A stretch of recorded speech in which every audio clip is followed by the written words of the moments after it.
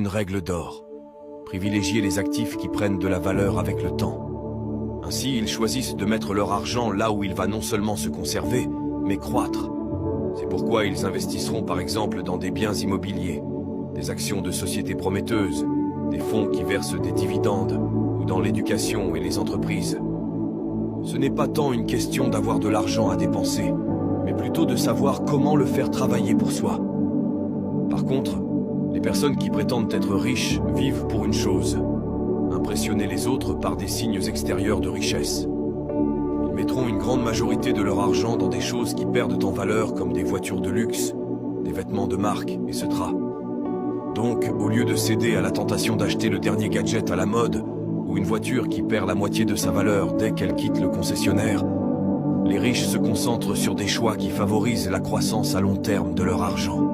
C'est une approche moins glamour, moins visible sur les réseaux sociaux, mais infiniment plus efficace pour bâtir une richesse réelle.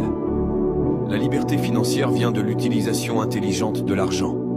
Cela signifie vivre en dessous de ses moyens, investir judicieusement et résister à l'envie de dépenser pour impressionner.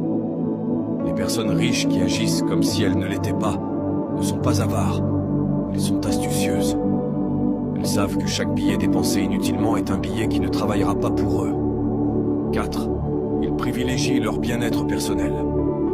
La quête incessante d'un mode de vie luxueux, avec son cortège de biens matériels et d'expériences haut de gamme, peut rapidement devenir une source de stress intense, sapant à la fois le bien-être mental et physique.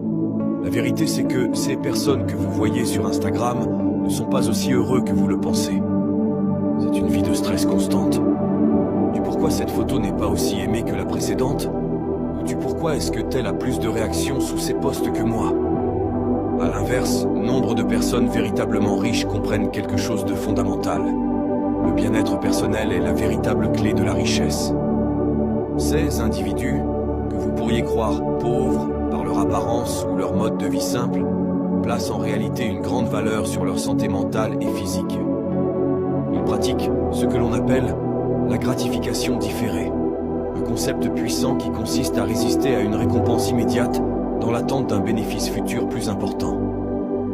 Cette approche leur permet de ne pas céder aux tentations éphémères du luxe immédiat, favorisant plutôt des investissements à long terme dans leur bien-être. Investir en soi est un principe central de leur philosophie.